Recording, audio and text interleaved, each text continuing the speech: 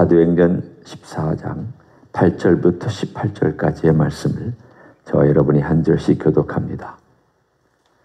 루스드라에 발을 쓰지 못하는 한 사람이 앉아 있는데 나면서 걷지 못하게 되어 걸어본 적이 없는 자라. 바울이 말하는 것을 듣거늘 바울이 주목하여 구원받을 만한 믿음이 그에게 있는 것을 보고 큰 소리로 이르되 네 발로 바로 일어서라 하니 그 사람이 일어나 걷는지라.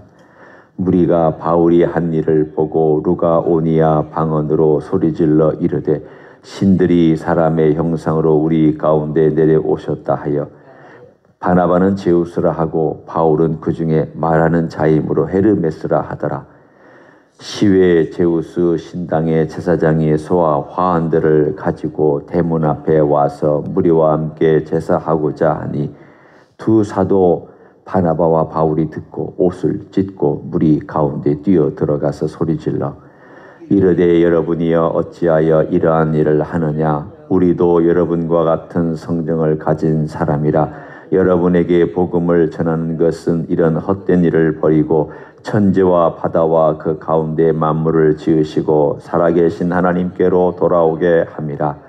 하나님이 지나간 세대에는 모든 민족으로 자기들의 길들을 가게 방임하셨으나 그러나 자기를 증언하지 아니하신 것이 아니니 곧 여러분에게 하늘로부터 비를 내리시며 결실기를 주시는 선한 일을 하사 음식과 기쁨으로 여러분의 마음에 만족하게 하셨느니라 하고 같이 읽습니다. 이렇게 말하여 겨우 무리를 말려 자기들에게 제사를 못하게 하니라. 아멘. 14장 우리가 읽지 않은 앞부분과 그리고 우리가 읽은 이 두 번째 부분은 사실은 좀 붙어있는 도시들에 일어난 사건들입니다.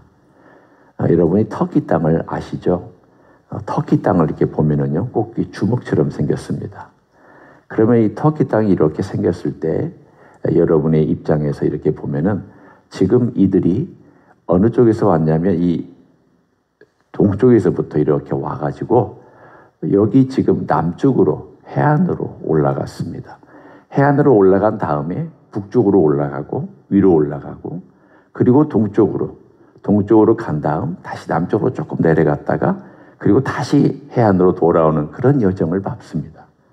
그러니까 이것을 생각하시고 여기 해안가, 중심 해안가에서 또 북쪽으로 올라갔다가 동쪽으로 갔다가 이 동쪽과 남쪽에 있는 도시들이 어디냐면 이고니온, 루스드라, 더베라는 그런 도시들입니다.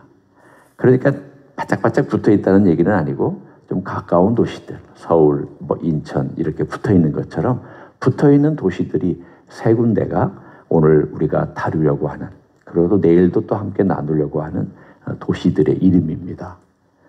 먼저 이고니온에서 있었던 사건을 간단하게 제가 설명을 하면 그 14장 앞부분에 나와 있는데 그 14장 앞부분에 두 사도가 복음을 전했습니다. 유대인 회당에 습관처럼 들어가서 복음을 전했습니다. 그랬더니 유대인들과 그리고 그 유대교에 들어온 이방인들 중에 많은 사람이 반응을 보였습니다. 그런데 이 반응을 보인 것을 뭐라고 표현하고 있는지를 유심히 살펴보면 사도행전의 저자인 누가가 무엇을 강조하려고 하는지를 알 수가 있습니다. 한번 3절을 보십시오. 제가 천천히 읽을 테니까 누가 강조되어 있는지를 한번 보십시오. 두 사도가 오래 있어 주를 힘입어 담대히 말하니 주께서 그들의 손으로 표적과 기사를 행하게 하여 주사 자기 은혜의 말씀을 증언하시니. 여기에서 지금 이 문장의 주어가 무엇입니까? 주께서 증언하시니 이렇게 되어 있죠. 그러니까 이 문장을 보면은 누가 증언하고 있는가 하면 주께서 증언하신다라고 누가는 강조하고 있습니다. 뭘 잊지 말라는 겁니까? 이건 사도행전이지만 이것은 예수행전이고 이것은 성령행전이라는 것을 강조하기 위해서 그렇습니다.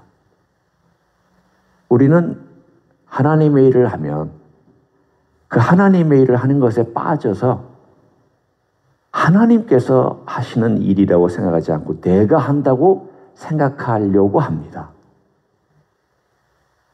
말로 그렇게 한다는 게 아니에요. 우리가 가치를 그렇게 둔다는 거고 자기도 모르게 그렇게 빠져든다는 거예요.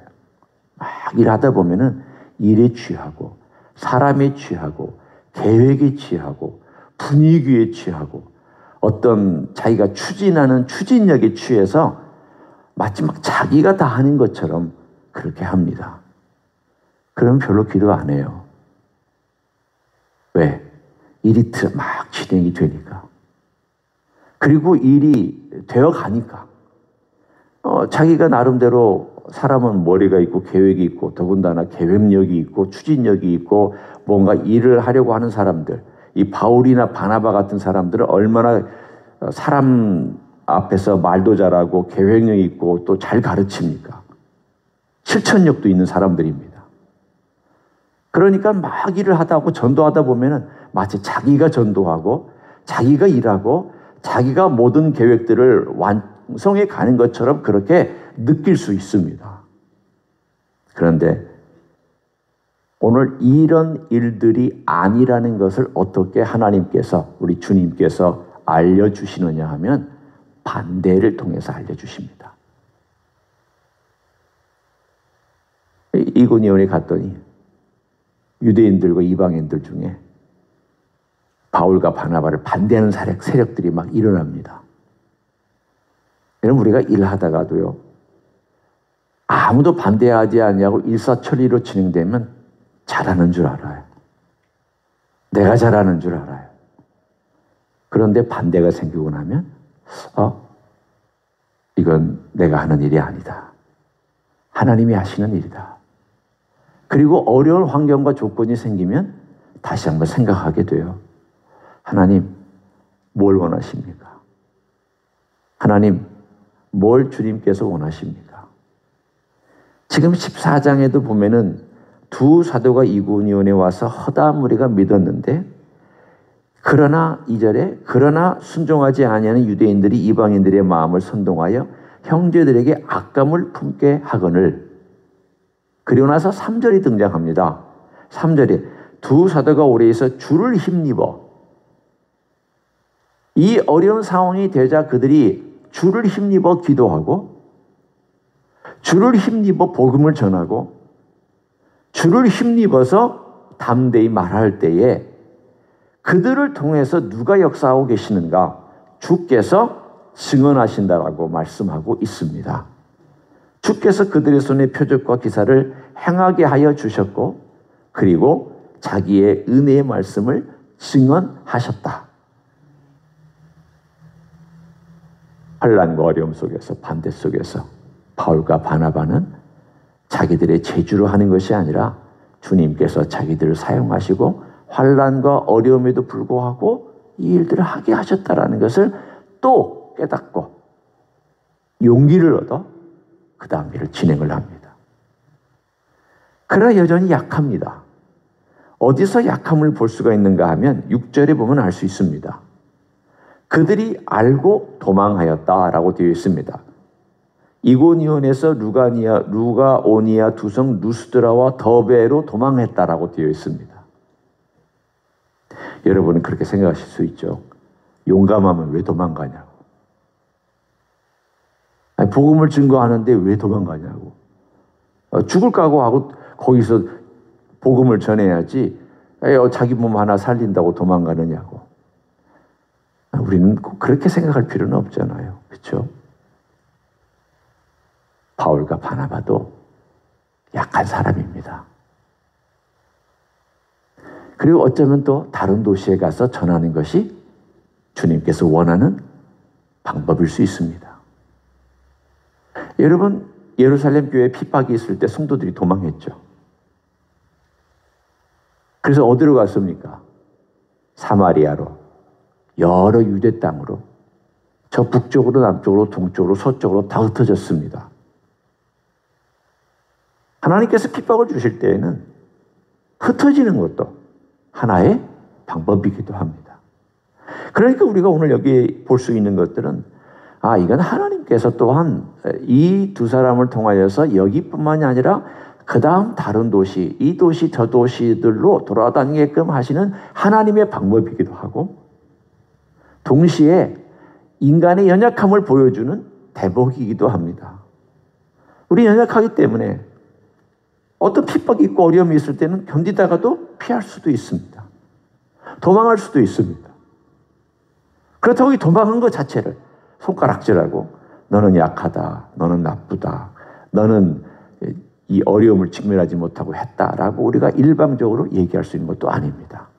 오늘 그 두 사도가 이고니아를 떠나서 그 다음 루스드라라고 하는 도시로 간 것을 우리는 함께 읽었습니다. 루스드라는 디모데의 고향입니다. 그래서 우리는 이렇게 추정할 수 있습니다. 사도행전에는 디모데가 어떻게 복음을 전달받았는지에 대한 이야기가 나오지 않습니다. 다만 2차 전도 여행 때 그가 이 팀에 합류하는 것은 알 수 있습니다. 그러면 2차 전도 여행 때 전도자로서 합류했다라는 것은 뭘 알 수가 있는가 하면, 디모데가 이때 바울이 이 루스드라에서 복음을 전하는 이때에 회심했다라는 것은 알 수가 있습니다. 그리고 믿음이 잘 성장을 해서 나중에 2차 전도 여행 때 다시 여기 왔을 때 그 사람은 신실한 일꾼이 되어 바울을 쫓는 하나님의 사역자가 되었습니다. 오늘 그 사건이 루스드라에서 일어났습니다. 복음을 전했습니다. 그리고 나서는 어느 한 사람이 태어날 때부터 앉아있는 병자였습니다. 그 사람이 귀를 기울여서 그 말씀을 너무 마음으로 받아들이고 있었습니다. 그러자 그에게 구원받을 만한 믿음이 있는 것을 보고 일어나라고 예수님의 이름으로 명령하자 그가 벌떡 일어나서 걸었습니다. 예수님처럼 지금 기적이 나타났습니다. 한 번도 걸어보지 않은 사람이 일어났고요. 베드로처럼 성전 미문에 앉아 있었던 한 번도 걸어보지 못한 사람이 일어났습니다. 지금 우리는 계통을 쭉 봅니다. 예수님, 베드로, 바울. 왜 이것을 기록하고 있는가 하면 성경이 이사야서에 메시아의 특징 중에 하나가 앉은 자들이 걷는 거예요. 눈먼 자들이 보는 거예요. 듣지 못하는 자들이 듣는 거예요. 이게 메시아가 와서 행하는 일의 여러 가지 특징 중에 우리가 볼 수 있는 것들입니다. 그 중에 제일 많이 사람들이 볼 때 메시아가 이런 일을 하시냐고 라고 볼 수 있는 게 뭐냐면 전혀 걸어보지 못한 사람. 다쳤다가 이렇게 못 걷는 사람을 얘기하는 게 아닙니다. 전혀 걸어보지 못한 사람이 걷는 거였습니다. 전혀 걸음마를 해보지 않은 사람이 뛰는 것이었습니다. 38년 된 병자. 성전 미문에 앉아 있었던 사람. 그리고 오늘 태어날 때부터 있었던 루스드라의 한 앉은 병자. 뭘 말씀하고 있습니까? 이것도 주께서 일하시고 계시다는 것을 말씀하고 있습니다. 누굴 통하여? 바울을 통하여 일하고 있습니다. 주께서 직접 행하셨던 일이 베드로를 통하여 성전 미문에 있던 사람에게 나타났고, 루스드라에서는 바울을 통하여 그 사람에게 나타났습니다. 그러니까 주께서 행하시는 일입니다. 이게 지금 바울이 능력이 많고 바울이 뭔가 그 안에 가지고 있는 파워가 대단한 사람이어서 한 게 아니라 주께서 바울을 사용하시고 주께서 바울을 통해서 메시아가 어떤 분인가를 하게 하시고, 그리고 이 일을 행하는 분은 내가 아니다, 예수님이다, 하나님이다라는 것을 보여주는 대목이 바로 오늘 이 대목입니다. 사람들은 제우스가 나타났고 헤르메스가 나타나서 이런 기적을 행한다고 얘기하고 있지만, 오늘 우리가 잠깐 한 얘기를 들었잖아. 이건 우리가 한 게 아니다. 이건 하나님이 하시는 일이다. 우리에게 제사하지 말라. 사람은 얼마나 어리석은지, 사람은 얼마나 미련한지, 우리가 지금 보고 있잖아요. 이 14장에 나타난 일들을 보면서 지금도 그렇잖아요.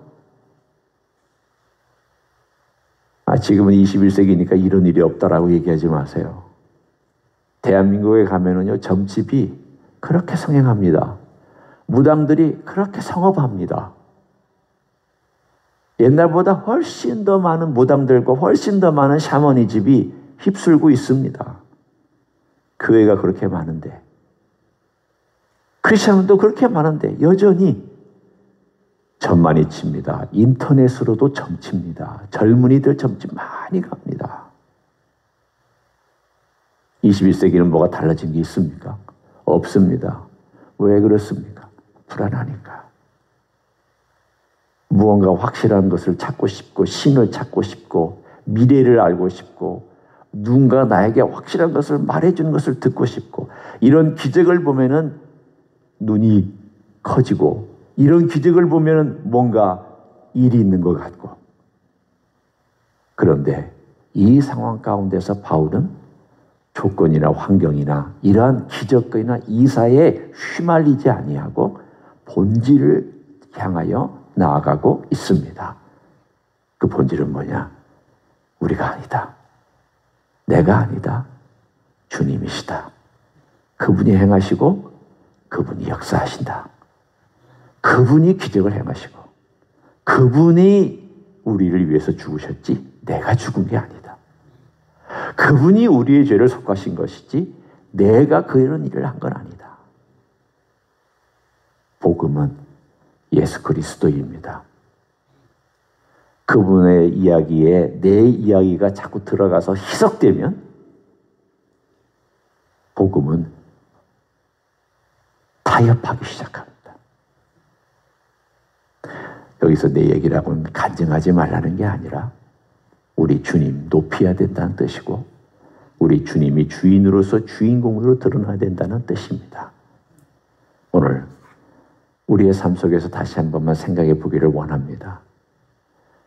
복음이 얼마나 변절되기 쉬운가. 그리고 일하는 하나님의 일꾼들이 얼마나 변질되기 쉬운가. 그 변질된다는 것은 다른 게 아니라 나쁜 죄를 저지른다는 것이 아니라 주님께서 행하시는 것을 내가 하는 것처럼 하는 것과 주님께서 받으셔야 될 영광을 내가 대신 조금이라도 취하고 있다면 변질된 복음을 따라가는 것입니다.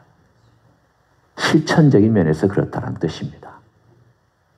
오늘 하루도 우리 주님 앞에 집중하고 내 삶을 지금까지 인도해 주셨던 주님 앞에서 주님, 지금까지 나를 인도해 주신 주님의 은혜 그리고 지금 이 일을 할 수 있도록 도와주신 주님의 그 자비하심 앞에 제가 다시금 나아갑니다. 저를 불쌍히 여겨 주옵소서. 그리고 오히려 어려움 속에서 주님을 더 찾고 내가 아니라 주님이 일하시고 있다는 것을 알게 하여 주옵소서. 이러한 기도 가운데 주님의 영광을 더 구하시고 찾는 여러분 되시길 예수님의 이름으로 간절히 축원합니다. 기도하겠습니다. 예수님, 지금까지 우리를 있게 하신 분은 예수님이십니다. 우리의 생명을 연장해 주신 것도 예수님이십니다. 이 땅에서 우리가 살아가는 하루하루와 일할 수 있는 것과 건강과 또 교회를 섬길 수 있는 것과 기도할 수 있는 것과 오늘도 우리가 호흡하며 먹는 모든 것이 주님의 은혜요, 주님의 인도하심임을 믿고 감사드립니다. 이것을 잊지 않기를 원합니다.